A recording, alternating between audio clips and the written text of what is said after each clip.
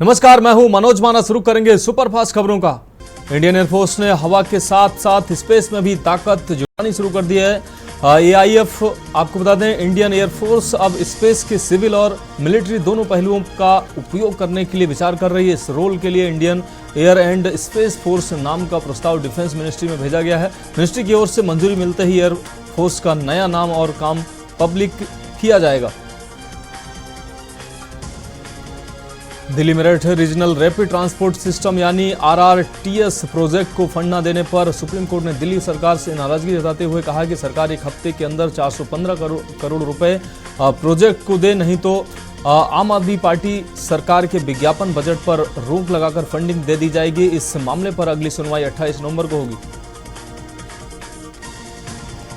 दिल्ली की round Avenue court ने शराब घोटाले में दिल्ली के पूर्व डिप्टी सीएम मनीष सिसोदिया की न्यायिक हिरासत 11 दिसंबर तक बढ़ा दी है। कोर्ट ने कहा है कि ईडी की ओर से आरोपियों के कुछ दस्तावेज पेश करना अभी बाकी है। इसके लिए कोर्ट ने ईडी को 24 नवंबर तक का समय दिया है। इसी दिन अगली सुनवाई भी होगी। देश में तेजी से फैलते कोचिंग सेंटरों को रेगुलाइज कराने की मांग वाली याचिका पर सुनवाई के दौरान सुप्रीम कोर्ट ने कहा कि देश में स्टूडेंट्स के सुसाइड के बढ़ते मामलों के पीछे सबसे बड़ा कारण पेरेंट्स की तरफ से बच्चों पर दबाव और बढ़ता कंपटीशन है। इंफाल में यूएफओ दिखने के बाद वायुसेना ने इसका पता लगाने के लिए 2 राफेल फाइटर प्लेन लगाए। इसके अलावा एयर डिफेंस सिस्टम को भी फौरन एक्टिवेट कर दिया गया। हालांकि अब तक की जांच में वायुसेना को कुछ हाथ नहीं लगा है। राजधानी दिल्ली में AQI 310 दर्ज किया गया है। वहीं 10 दिन बाद दिल्ली के स्कूल खोल दिए गए हैं। प्रदूषण के चलते सरकार ने 8 नवंबर को स्कूलों में 10 दिन के विंटर वेकेशन की घोषणा कर दी थी। इसके साथ ही दिल्ली में कंस्ट्रक्शन वर्क और ट्रकों की एंट्री पर रोक हट गई है, लेकिन BS3 और BS4 वाहनों पर अभी भी बैन जारी है।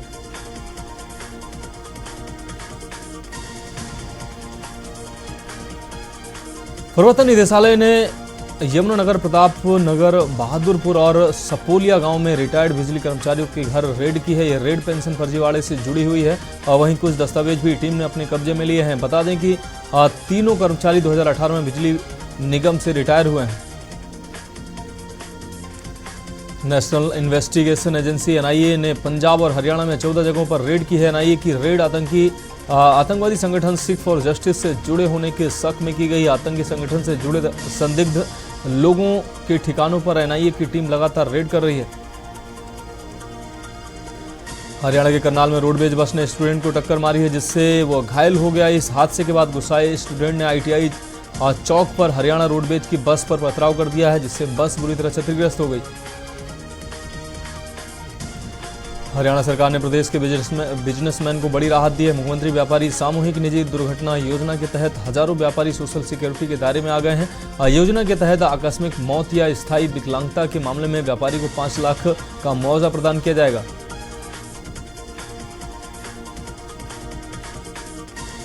पंजाब के बठिंडा में काउंटर इंटेलिजेंस ने पाकिस्तान वेस्ट आतंकी मॉड्यूल से जुड़े 3 बदमाशों को गिरफ्तार किया है। टेरर मॉड्यूल को पाक खुफिया एजेंसी ISI कर रही थी कंट्रोल। पकड़े गए आरोपियों से 8 पिस्टल, 30 जिंदा कारतूस बरामद किए गए। कपूरथला नगर निगम कमिश्नर ने कहा है कि पंजाब सरकार ने वन टाइम सेटलमेंट स्कीम शुरू की गई है। इसके अंतर्गत जिन शहरवासियों ने 31 मार्च तक हाउस प्रॉपर्टी टैक्स जमा नहीं किया है, कम जमा किया है, उनका हाउस प्रॉपर्टी टैक्स इस योजना के अंतर्गत जमा करने पर जुर्माना एवं ब्याज 100% छूट दी जाएगी। चंडीगढ़ के PGI में फर्जी डॉक्टर बनकर टीका लगाने के मामले में हुआ है नया खुलासा। पीड़िता के नवजात बेटे की बिगड़ी अचानक तबीयत है। पीड़िता PGI के ICU में वेंटिलेटर पर, डॉक्टर लगातार उस पर नजर बनाए हुए हैं। पति का आरोप है कि आपको बता दें, असली गुनहगार अभी भी बाहर है। चंडीगढ़ में गैस की पाइपलाइन स्कूल के पास हुई लीक, स्कूल ने बच्चों की छुट्टी कर दी। अभिभावक दहशत में नजर आए। बच्चों को स्कूल से निकालकर एक पार्क में बिठाया गया। पुलिस की टीम मौके पर मौजूद रही। पंजाब में विधानसभा सत्र बुलाने से एक हफ्ता पहले मंत्रिमंडल में हुआ है बड़ा फेरबदल। गुरमीत सिंह मीत हेयर से माइनिंग विभाग लेकर चेतन सिंह जोड़ा माजरा को दिया गया है। आपको बता दें, मीत हेयर सिर्फ स्पोर्ट्स विभाग का ही देखेंगे कामकाज। पंजाब में लेबर के वर्किंग आवर्स को लेकर सरकार ने जारी किया है आदेश। बीते दिनों पंजाब सरकार द्वारा जारी किए गए पत्र में लेबर के वर्किंग आवर्स को 12 घंटे बताया गया था, जिससे पंजाब सरकार ने संशोधित कर 8 घंटे कर दिया है। सरकार ने इसे लेकर स्पष्टीकरण जारी किया है। पिछले दिनों जारी पत्र की गलत व्याख्या की गई। लुधियाना में कारोबारी को किडनैप कर गोली मारने और कार लूट के मामले में 120 घंटे के बाद भी पुलिस के हाथ अभी तक खाली हैं। कोई सुराग पुलिस को नहीं लगा है। लुटेरे लगातार पुलिस को अलग अलग लोकेशन पर घुमा रहे हैं। हिमाचल में बदमाशों के होने की कारोबारियों में चर्चा है। फिलहाल अभी इस मामले में किसी भी अधिकारी ने पुष्टि नहीं की है। पंजाब के जालंधर में एक बार फिर किसानों ने पंजाब सरकार के खिलाफ खोला है मोर्चा। संयुक्त किसान मोर्चा के आह्वान पर किसान संगठन गन्ने के रेट में बढ़ोतरी और अन्य मांगों को लेकर जालंधर लुधियाना हाईवे पर बैठे हैं। जालंधर प्रशासन के अधिकारी किसानों से मिले हैं। उन्होंने किसानों से उनकी बात सरकार तक पहुंचाने की भी बात की है।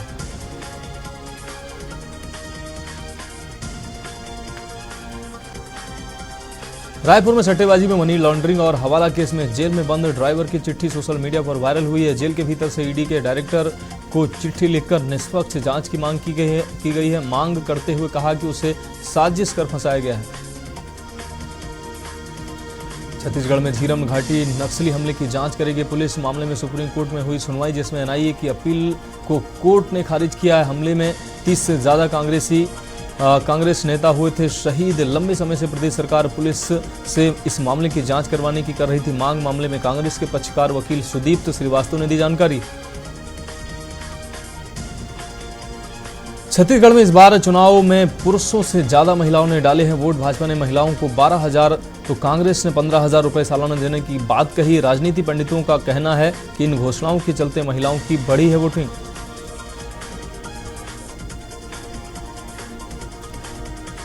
रायपुर के शहीद वीर नारायण सिंह क्रिकेट स्टेडियम में भारत और ऑस्ट्रेलिया के बीच T20 मैच खेला जाएगा। रायपुर में रोहित शर्मा, विराट कोहली जैसे स्टार क्रिकेटर नहीं आएंगे। स्टेडियम में रखरखाव का काम जारी है। पूर्व क्रिकेटर कपिल देव की कंपनी देव मस्को के एक्सपर्ट रायपुर पहुंचे हैं। टीम लाइट्स को दुरुस्त करने का काम कर रही है।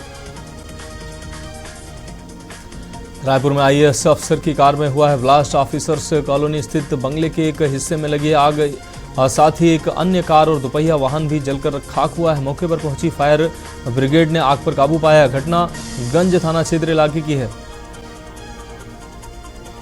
रायपुर में चोर घरों के ताले और खिड़कियों की ग्रिल तोड़कर चोरी की वारदात को दे रहे हैं अंजाम। बढ़ते क्राइम को लेकर रायपुर SSP ने थानेदारों की बैठक ली है और नाराजगी भी जताई है। उन्होंने कहा कि थानेदारों को लापरवाही न बरतने समेत नाइट पेट्रोलिंग बढ़ाने के निर्देश भी थानेदारों को दिए गए हैं। ग्वालियर जेल में हत्या के अपराध में सजा काट रहा बंदी पैरोल जंप कर हुआ फरार। आपको बता दें 15 दिन पहले बंदी पैरोल पर जेल से बाहर गया था। बंदी पैरोल खत्म होने पर वापस नहीं आया तो प्रबंधन ने मामले की शिकायत पुलिस से की। पुलिस ने जेल प्रबंधन की शिकायत पर मामला दर्ज कर फरार बंदी की तलाश शुरू कर दी है। नर्मदा नदी के 300 मीटर पर अवैध निर्माण जारी है। मध्य प्रदेश हाईकोर्ट की गई याचिका दायर। हाईकोर्ट में याचिका दायर की गई है। याचिकाकर्ता नर्मदा मिशन ने हाईकोर्ट को बताया कि नर्मदा नदी के 300 मीटर के दायरे में किया गया अवैध निर्माण मामले पर अगली सुनवाई फरवरी माह में होगी। भोपाल में दोपहिया वाहन चालकों के अलावा पीछे बैठने वालों को भी हेलमेट पहनना अब अनिवार्य हो गया है। बिना हेलमेट के वाहन चालकों को नहीं मिलेगा पेट्रोल। सरकारी कर्मचारियों को ऑफिस में नहीं होगी एंट्री। भोपाल पुलिस कमिश्नर और सभी जिलों के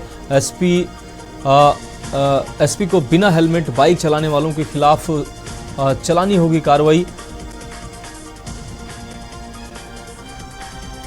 ग्वालियर में लोक निर्माण विभाग के ईई को लोकायुक्त ने 15,000 रुपए की रिश्वत के साथ रंगे हाथों पकड़ा है। भिंड कलेक्टर के बंगले में रेनोवेशन का बिल पास करने के लिए 70,000 रुपए मांगे थे।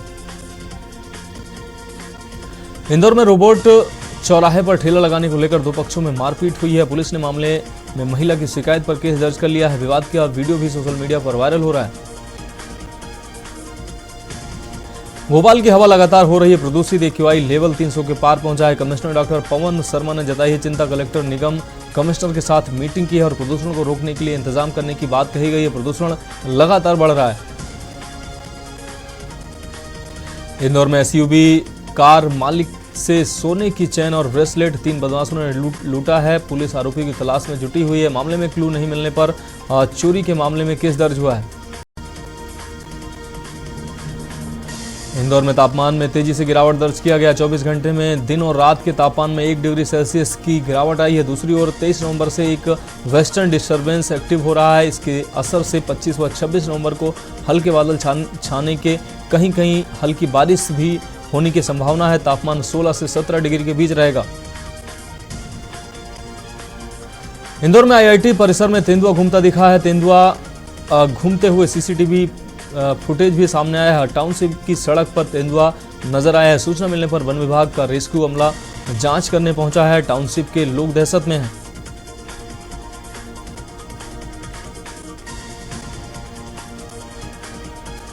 जयपुर में पॉल्यूशन कंट्रोल बोर्ड ने नेशनल ग्रीन ट्रिब्यूनल के आदेश पर विश्वकर्मा औद्योगिक क्षेत्र में 87 औद्योगिक यूनिट्स, फैक्ट्रियां और रीको राजस्थान पर 7.88 करोड़ रुपए की लगाई है पेनाल्टी। 87 फैक्ट्रियों में से 79 यूनिट्स ऐसी हैं जिनको तत्काल बंद करने के आदेश जारी के नोटिस दिए गए हैं। उत्तर भारत के राज्यों में वेस्टर्न डिस्टर्बेंस का प्रभाव खत्म होने के साथ ही मैदानी राज्यों में सर्दी फिर से बढ़ गई है। उत्तरी भारत से आ रही सर्द हवाओं से राजस्थान में 24 घंटे के दौरान तापमान 3 डिग्री सेल्सियस तक गिर गया। पारा गिरने और सर्द हवाएं चलने से सुबह शाम की सर्दी में बढ़ोतरी दर्ज की गई। चिकित्सा एवं स्वास्थ्य विभाग ने जवाजा के सरोठ देवाता चौराहे पर अवैध क्लिनिक को पकड़ा है। यहां कार्यरत कथित डॉक्टर के पास कोई डिग्री नहीं मिली है। मौके से दवाइयां जब्त कर ब्लॉक मुख्य चिकित्सा अधिकारी ने जवाजा थाने में मामला दर्ज कराया है। पुलिस मामले की जांच में जुटी है। अजमेर संभाग के सबसे बड़े JLN हॉस्पिटल में कार्यरत सरकारी डॉक्टर से ठगी की वारदात सामने आई है, जिसमें अज्ञात बदमाशों ने पीड़ित डॉक्टर के मोबाइल में इंस्टॉल मोविक एप्लीकेशन को हैक कर लिया। 1,13,922 रुपए निकाल लिए। पीड़ित डॉक्टर की ओर से इसकी शिकायत साइबर थाने में दर्ज कराई गई है। राजस्थान निर्वाचन विभाग ने कांग्रेस की ओर से 7 गारंटियों के विज्ञापन पर रोक लगा दी है, जिसमें आमजन को वॉइस कॉल के जरिए गारंटियों के बारे में बताना और उनसे रजिस्ट्रेशन करवाना शामिल है। आयोग के अनुसार ये विज्ञापन चुनाव आचार संहिता की श्रेणी में नहीं है शामिल।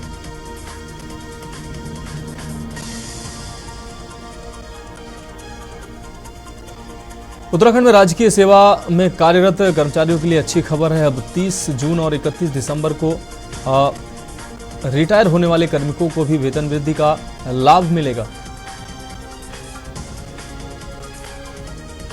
देहरादून में आयकर विभाग की टीम ने उत्तरांचल यूनिवर्सिटी के चांसलर डॉक्टर जितेंद्र जोशी के ठिकानों पर मारा है छापा। टीम उनके घर और विश्वविद्यालय में पहुंची है। जानकारी के अनुसार आयकर विभाग की टीम अनुराग चौक के पास पर्ल हाइट नाम की बिल्डिंग के फ्लैट में गई है।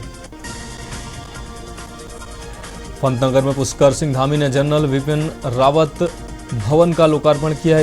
इसके बाद सीएम पंतनगर विश्वविद्यालय में नवनिर्मित जनरल विपिन सिंह रावत छात्रावास का उद्घाटन किया। विकासनगर और सिरमौर जिले के खनन कारोबारियों के 2 गुट आपस में भिड़े हैं। दोनों गुटों के बीच जमकर मारपीट हुई। एक गुट ने लाठियों से दूसरे गुट के 3 वाहनों के शीशे तोड़े हैं। विकासनगर के खनन कारोबारी के गुट ने सिरमौर के खनन कारोबारी के गुट के एक व्यक्ति पर पिस्टल तानने का लगा है आरोप। पंच केदार में द्वितीय केदार मध्य महेश्वर के कपाट शीतकाल के लिए बंद कर दिए गए हैं। इस वर्ष अभी तक यहां रिकॉर्ड 12,879 श्रद्धालु दर्शन कर चुके हैं। उत्तराखंड राज्य निर्माण के बाद यह पहला मौका है जब इतनी अधिक संख्या में शिव भक्त यहां पहुंचे हैं। उत्तराखंड के उत्तरकाशी जिले में सुरंग हादसे का 11वां दिन है। निर्माणाधीन सुरंग के मलबे में 41 मजदूर फंसे हुए हैं। रेस्क्यू ऑपरेशन युद्ध स्तर पर जारी है। मजदूरों के लिए देश भर में दुआएं की जा रही हैं। राजधानी देहरादून में स्थित टपकेश्वर महादेव मंदिर में सभी मजदूरों की कुशल कामना के लिए 11 दिनों से पूजा अर्चना की जा रही है। हल्द्वानी के बनभूलपुरा में पुलिस ने सत्यापन जांच के लिए की है चेकिंग। इस दौरान उत्तर प्रदेश और बिहार के 98 संदिग्धों को हिरासत में लिया गया है। बाद में थाने में सत्यापन कर इन्हें छोड़ा गया है।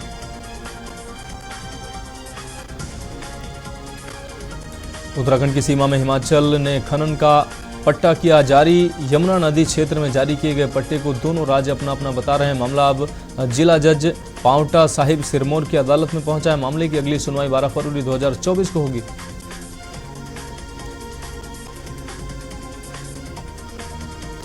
उत्तरकाशी के सिलक्यारा में सुरंग में दिवाली के दिन अचानक भूस्खलन हो गया। वहां काम कर रहे 41 मजदूर अंदर ही फंस गए। श्रमिकों को निकालने के लिए बीते 11 दिन से बचाव अभियान चलाया जा रहा है। सुरंग में आगर मशीन से 39 मीटर तक ड्रिलिंग हो चुकी है।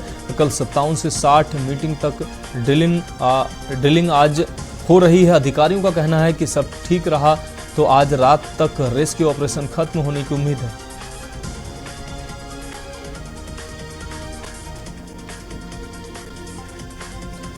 झारखंड विधानसभा का 23वां वर्षगांठ स्थापना दिवस कार्यक्रम विधानसभा परिसर में आयोजित हुआ, जहां उत्कृष्ट विद्यालय के रूप में मनिका विधायक रामचंद्र सिंह को किया गया सम्मानित।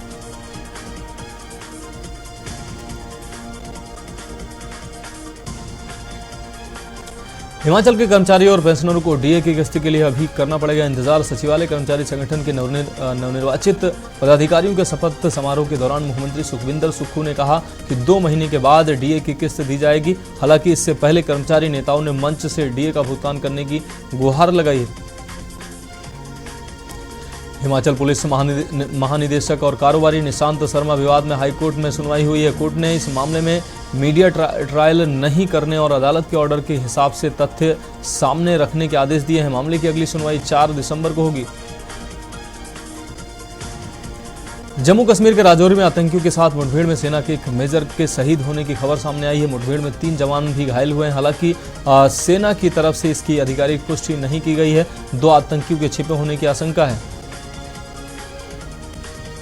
साउथ सुपरस्टार थलापति विजय की फिल्म लियो के एक्टर मंसूर अली खान के खिलाफ यौन उत्पीड़न की शिकायत की गई है। दर्ज उन्होंने कुछ समय पहले लियो की लीड एक्ट्रेस त्रिशा कृष्णन पर आपत्तिजनक बयान देते हुए कहा था कि वो उनके साथ बेडरूम और रेप सीन करना चाहते हैं। टाटा ग्रुप की कंपनी टाटा टेक्नोलॉजीज लिमिटेड का आईपीओ खुलने के बाद 1 घंटे में ही पूरा सब्सक्राइब हो गया। टाटा टेक्नोलॉजीज ऑटोमोबाइल की दिग्गज कंपनी टाटा मोटर्स की सब्सिडायरी है। टाटा ग्रुप करीब 19 साल बाद कोई आईपीओ लेकर आया है। कार्तिक आर्यन का आज 33वां बर्थडे है। कार्तिक बॉलीवुड के उन स्टार्स में से हैं जिनका फैमिली बैकग्राउंड फिल्मों से नहीं था, लेकिन उन्होंने इंडस्ट्री में अपनी जगह बनाई है। स्ट्रगल के दिनों में रोज 12 लोगों का खाना बनाते थे, अब एक फिल्म के 40 करोड़ करते हैं चार्ज।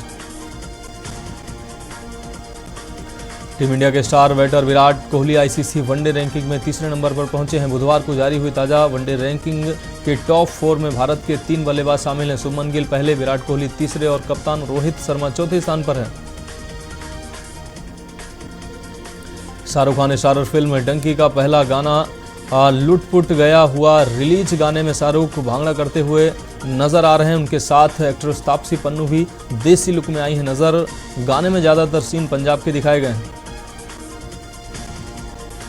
एशिया कप और वनडे वर्ल्ड कप खत्म होने के बाद अब द्विपक्षीय सीरीज का दौर शुरू होने जा रहा है। 23 नवंबर को भारत और ऑस्ट्रेलिया के बीच 5 मैचों की T20 सीरीज से शुरुआत होगी। यहां से New Zealand, Bangladesh, Pakistan, West Indies, England, south Africa के खिलाफ टेस्ट सीरीज भी आगे खेली जाएगी।